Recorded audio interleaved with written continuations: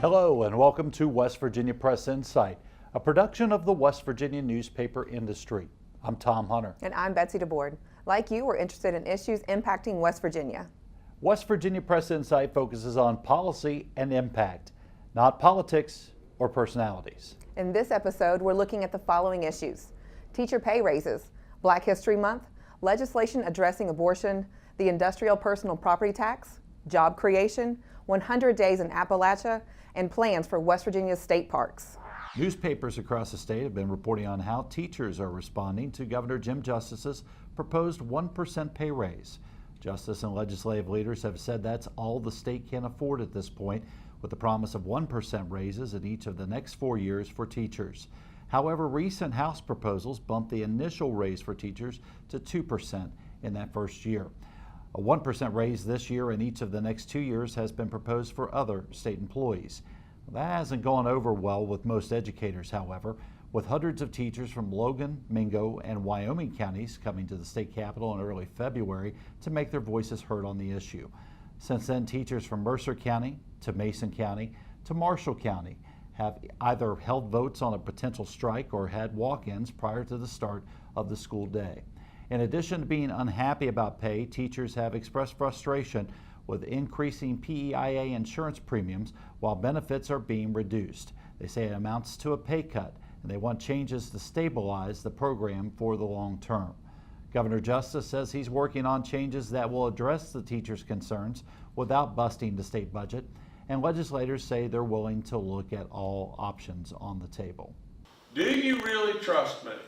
And if you do, then I would tell you just this, and I can't be more simple than just this. We in this state should not jump to a 3 or 4% raise today. What we should do is do just what I've proposed. We should fix PEI to where it makes your life better, and you should trust in the fact that if in fact these numbers bear fruit and we just don't crash, I'll come right back in and bump you even more and bump you even more and get you where you want to go. You know, Tom, this certainly seems like an issue that is going to be front and center for this final month of the session. Yeah, Betsy, representatives from both the major teachers unions in the state, the WVEA and AFT, say they're hearing from their members all across West Virginia and they don't know what actions might be taken. Yeah, and public employees are not permitted to strike in West Virginia, although no action was taken against those in the 3 counties involved earlier this month. Schools in those locations closed on the day the teachers came to the Capitol. And of course, the last time we saw things get this heated involving teacher pay in the state was back in 1990. When teachers actually did stage a walkout during Governor Gaston Caperton's administration. The teachers went back to work after a pledge that they would get a raise, which they did during a special session later that year. While most teachers receive experience increments each year, they haven't had an across-the-board raise since 2014. With the state budget in a little better shape than it has been in recent years, they want to be sure that they get their share of the additional dollars. Legislative leaders discussed progress at the state capitol with members of the state media at the recent West Virginia Press Association legislative breakfast, with lawmakers now working past the halfway point toward the conclusion of the 60-day regular session. As Brett Dunlap of the Parkersburg News and Sentinel and Jim Workman of the West Virginia Press Association report, House of Delegates Speaker Tim Armstead, House Minority Leader Tim Miley, and Senate Minority Leader Roman Prezioso reviewed the current legislative session addressing several issues. I really truly believe that in terms of moving our economy forward, our tax structure, our infrastructure, our legal and regulatory climate, and particularly our education system are keys to that. But we also have to deal with the drug epidemic that we're facing in our state. And so we're trying to work in each of those areas during this session. Armstead thinks the drug epidemic in West Virginia needs to be attacked from various angles. 2 keys are preventing children from getting addicted and finding a workable solution to help those with addictions. Armstead referenced legislation calling for another $30 million for addiction treatment in 2018. Delegate Miley pointed out that the correctional system is now forced to lower its hiring qualifications, saying the Democrats are prioritizing public employee wages before addressing business and industry concerns. The speaker alluded to it, the public employee and teacher pay raises but most notably the correctional officer pay raises. I mean, if indeed there is a state of emergency, and we've called the National Guard out to go into our correctional facilities, I don't know why we didn't jump on that right away, but to date we haven't.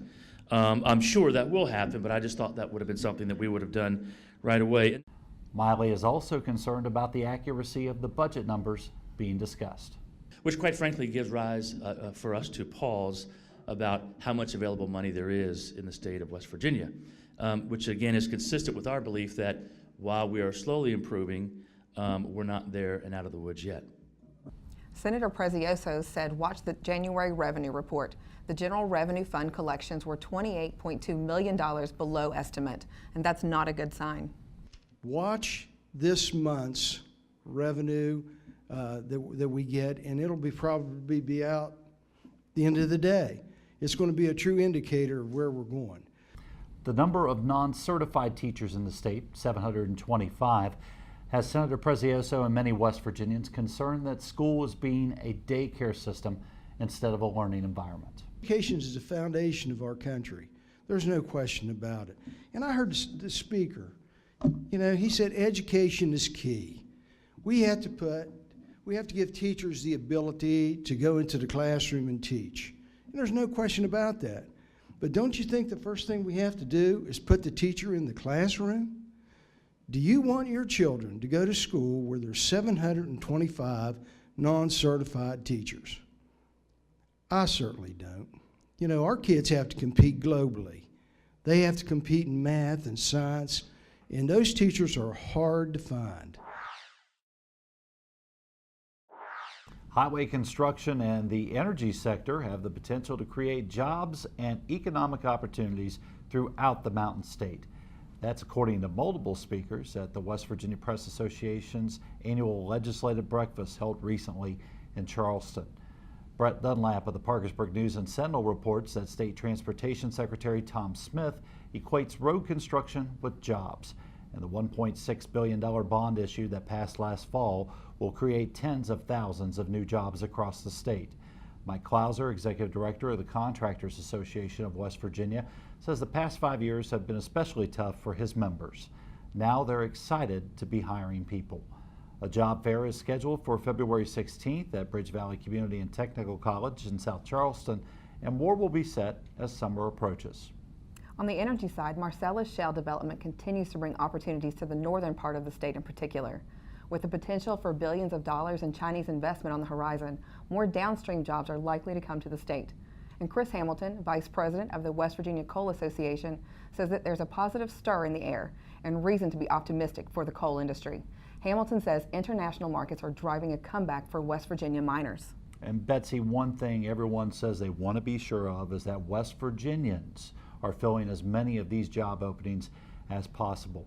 The State Department of Transportation and West Virginia Contractors Association have pledged to do that, and many other organizations are stepping in to help with that effort. And Steve White, Executive Director of the Affiliated Construction Trades Foundation, says apprenticeship programs can help train people for jobs in growing sectors.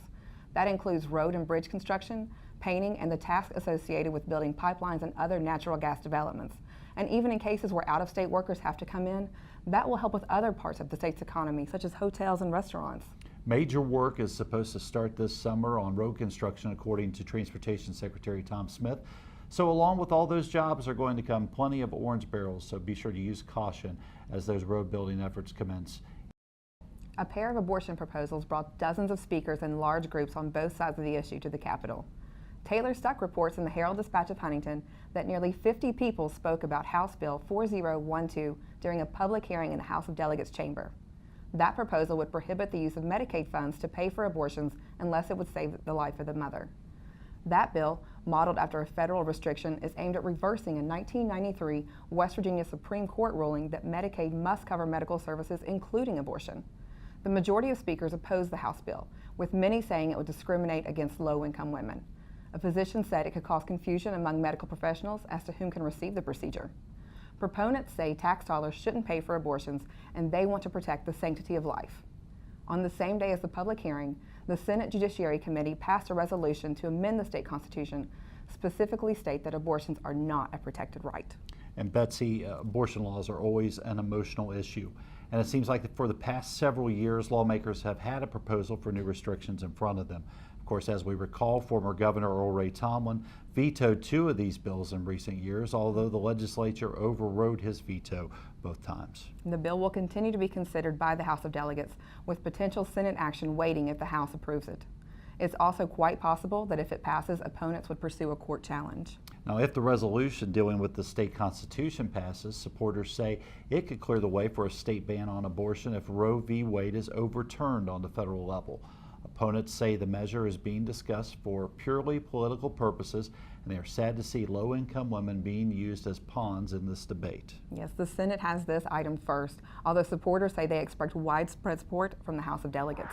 State officials say the industrial personal property tax is destructive to the economic health of West Virginia. Jim Workman reports on the issue for the West Virginia Press Association. The issue was discussed during a recent meeting of the House of Delegates Finance Committee. Workman reports Commerce Secretary Woody Thrasher calls the tax the greatest impediment to economic growth in the Mountain State. The recent West Virginia Forward study commissioned by West Virginia University and Marshall University with the State Department of Commerce noted West Virginia's industrial personal property tax, or TPP, was a negative outlier in a state business tax package that ranged in the top 20 of the nation. Revenue Secretary Dave Hardy and Commerce Secretary Woody Thrasher presented and fielded questions from delegates at the meeting. The proposal requires a constitutional amendment to remove the tax, which means both the House and Senate would have to approve the measure by a 2/3 majority. They then would have to put removal of the tax on the November 2018 ballot to seek voter approval. Most of the money generated by the tax goes to county school systems, which has caused some local officials to express concerns about how to replace that funding.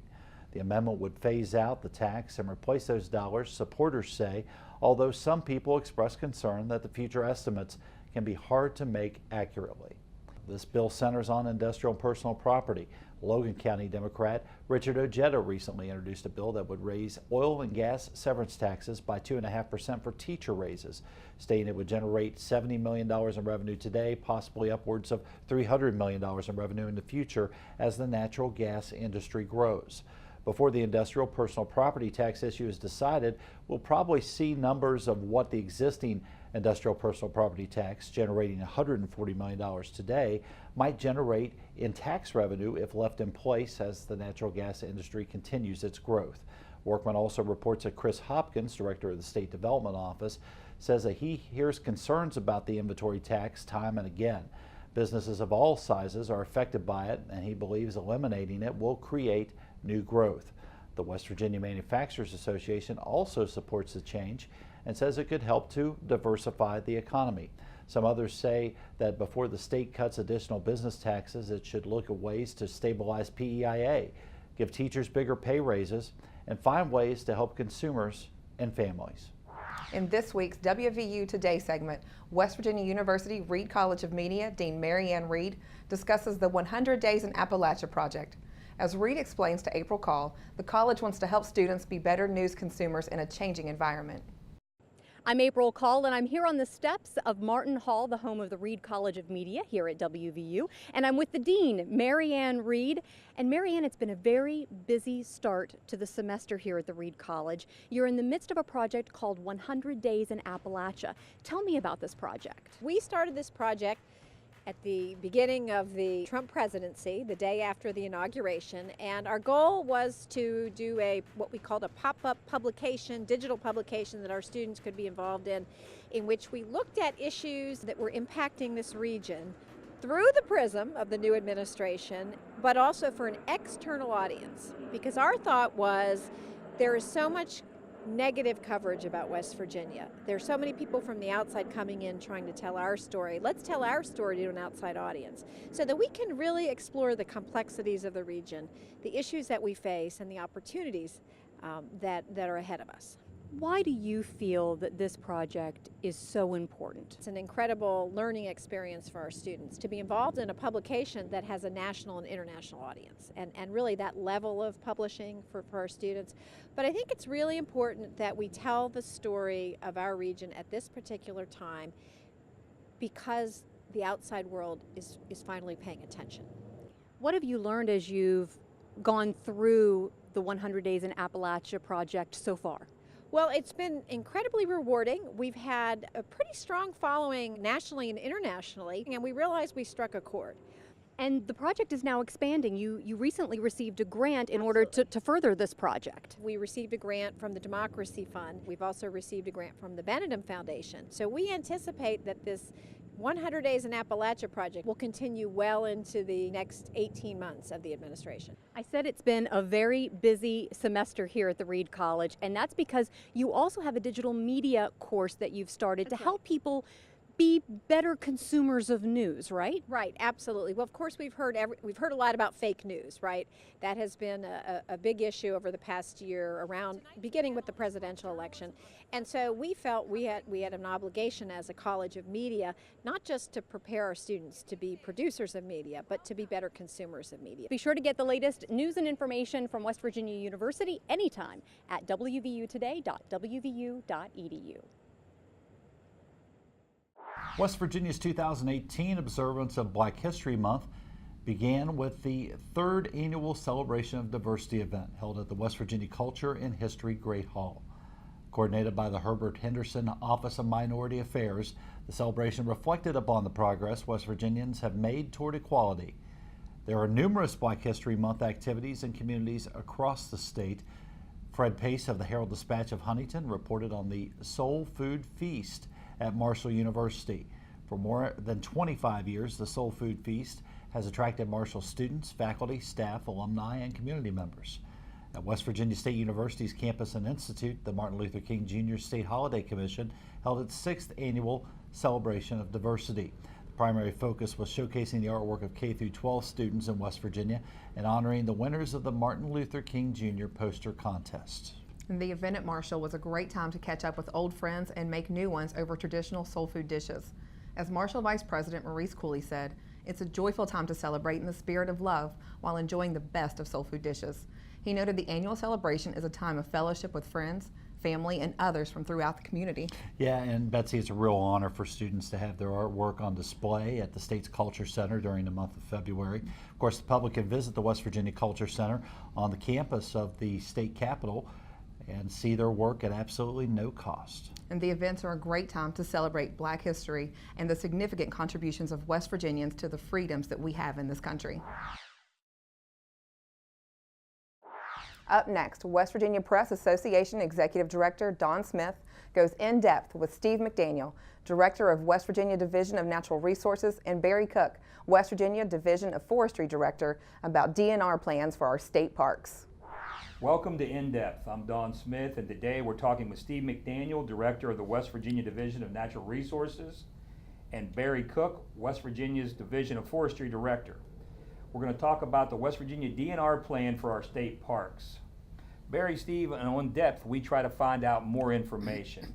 There's legislation you're proposing that addresses the sound management of our state park lands and includes the harvesting of timber. Now, for some people in West Virginia, when they hear harvesting of timber, that's the end of the conversation. They don't want to hear anything else. But Governor Jim Justice, Commerce Secretary Woody Thrasher, and others have said that if the public understood this plan, they might have a different opinion. So what I want today is to get your perspective on this plan, outline what's going to happen, and let the people know what they need to look at. Steve, what's probably the one thing that the public is most misinformed about on this plan?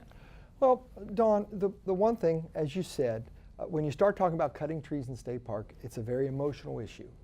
And people tend to look at that as being a negative. And what we want to try to do with this plan is to go into a small percentage of our parks and create some wildlife diversity areas in these forests based on sound silvicultural practices laid out by the Forestry Division, working with our biologists from Wildlife Diversity and our district biologists to take a look at some of these areas to where we can go in and create wildlife viewing trails. And the reason that I'm interested in that part is, you know, I've been charged by the governor to do what I can to create tourism within the state of West Virginia, working with Chelsea Ruby and the Division of Tourism. Right. Well, one thing that we know from the 2016 U.S. Fish and Wildlife Service survey is that 85 million people participated in some form of wildlife viewing. And that's 85 million people over the age of 16. So you're talking about 40% of the United States population went somewhere or did something where they viewed wildlife. In our West Virginia state parks are beautiful, but they are mature forests. And you only get a small part of the types of wildlife that roam throughout West Virginia. Well, Steve, to that, I know that some of these forests, I was surprised, state parks, how large they are, 10,000 acres, Yes. over 5,000 acres. And I've lived all over West Virginia and traveled and been in the state parks. And I hunt and I fish, but I realize from looking over this plan that most of what I've seen has been from the trails, and I'm looking at the maps that you guys have out. Clearly there are big parts of the parks that I've never been to, and I can imagine that most West Virginians haven't been to those. That's So very this true. would address that too, correct?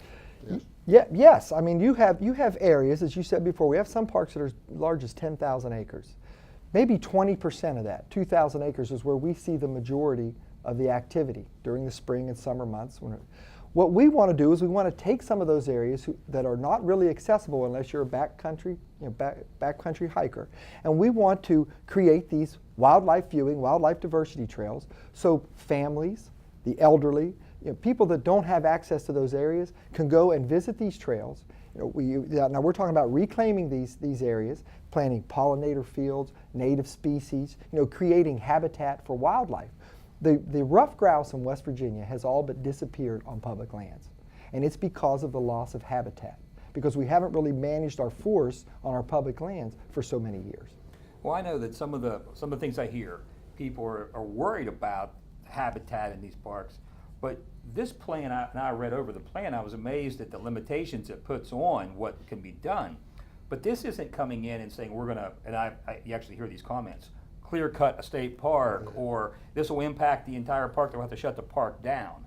This is designated and controlled, is it what I can read so far?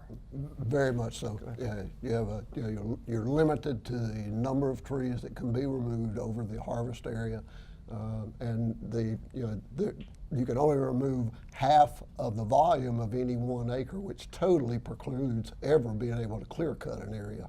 So the public should be completely relieved that there will be absolutely no clear cutting in any state park. And Barry, this isn't, with a forest that large, a state park that large, you're not gonna have to be in some of the key areas that are popular with the public now. Yeah, we have no intentions of doing that.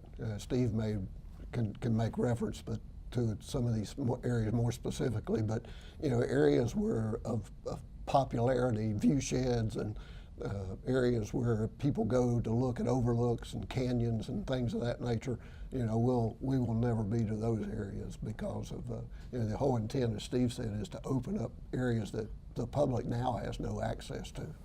Well, Steve, one of the things I've heard is, doesn't matter how many trees you got to cut a road in to cut them. Mm-hmm. But from what I can hear from you and what I'm seeing is, you guys are saying that the roads are actually going to be the benefit, a part of the benefit of this. So now they have to be reclaimed. Yes. So there'd be some initial impact, but then they'll be reclaimed and there'll be benefit there, correct? Yes. The plan is to sit down with the Division of Forestry and let them come up with a silvicultural plan for a particular area in a forest. Then we'll bring in our biologists, our wildlife diversity biologists, our district wildlife biologists, and we'll work with forestry to choose these areas, choose what kinds of trees we want to cut. The governor has been adamant from the beginning is that no one loves state parks more than Governor Justice, and he wanted to make sure that when we went into these areas that there would be no clear cutting. The 4 trees per acre aggregate. Now people say, oh gosh, how can you log at 4 trees per acre? Well, that's an aggregate. So let's say we choose 2,000 acres in a remote area in a state park. That allows us to cut up to 8,000 trees on that tract of land. Now we're going to stay away from the steep slopes. We're going to stay away from the watersheds. But we can go in, and if you find a tract of timber, we can, under this bill, we can still cut up to 50% of the timber on any given acre. So that if you walk into a forest and you've got 50 beautiful red oak trees, when this is done, you're going to have over half of those there, because there are other species that our wildlife biologists and our diverse people are going to want to take out that don't do the forest any good, like striped maple, and Barry can talk more about that. But we're going to go in, and the revenues, first and foremost, all the revenues that are created by the sale of these timbers will be put right back into creating these wildlife diversity trails. Because we're going to bring in professional trail building groups, and I'd love to show you some pictures sometime of what some of the savannas that we have created with some of our conservation friends, that after Barry's folks leave a logging area, they're just beautiful wildlife areas, and that's all we're trying to create with this. The replacement of the 50, if you cut 25 of the 50 trees, Yes. is that something you have to worry about, or is that nature? What, It can be both. But really, hardwoods regenerate themselves naturally, either from seed source that's in the ground or through stump sprouts. The forests that exist in the state of West Virginia basically regenerated themselves naturally after the turn of the century and the harvesting that took place in the state. The reason we have the forest today is through natural regeneration.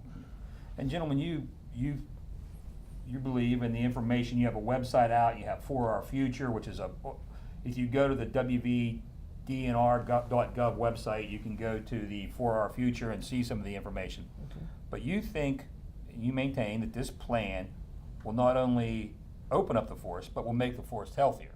Yes. Absolutely. I'll let Barry talk about Well, that. and not only that, but it gives us access for fire prevention. Right now, some of these remote areas, if we happen to have a wildfire in some of these areas, it's very difficult to get to these areas to suppress the fire that could be caused by lightning or something of that nature. But this will also aid in that.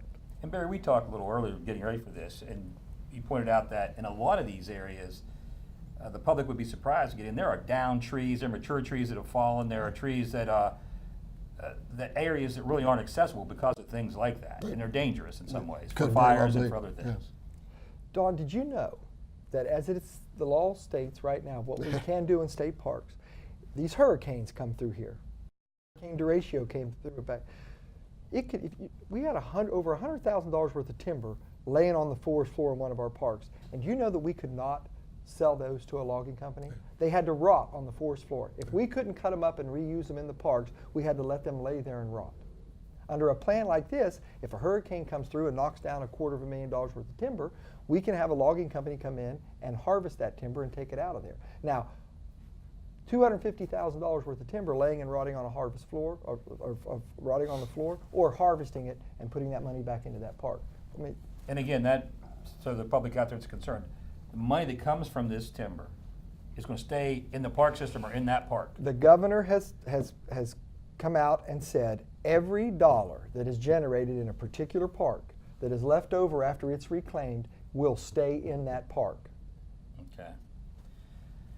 People who want more information about this, or who want to express an opinion, who have a concern, what's the best way for them to get that concern to you or to get more information? Is it go to the website and look at the information you have available? Believe me, we're getting a lot of questions and a lot of emails, a lot of phone calls, but I urge those people out there who support this plan to come out, because I have literally gotten hundreds of emails and text messages from folks who support, a good, sound silvicultural practices on our state forests and state lands.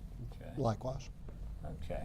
The outcome of this, then, we're going to see, from your point of view, and there's other point of views, but from your point of views, we're going to see healthier forest with less danger of fires and other issues, with greater access, more public availability, trails, new things that didn't exist, better environment for the animals and the growth in the forest, and more money to maintain that park. That park, the majority of the money will go back into reclaiming the area. Yeah. I want everyone to understand that. The majority of the money, because of the types of timbering that we're going to be doing, it's not going to be a typical commercial logging area.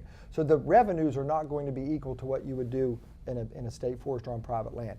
The majority of the monies will be put back into these areas to create wildlife diversity. What I see in the future would be about 7 parks probably, with maybe a 3 or 4 mile wildlife diversity trail, unlike anything that you will see in the eastern United States. Absolutely. I mean, these will be beautiful areas that will have the entire public will be able to access.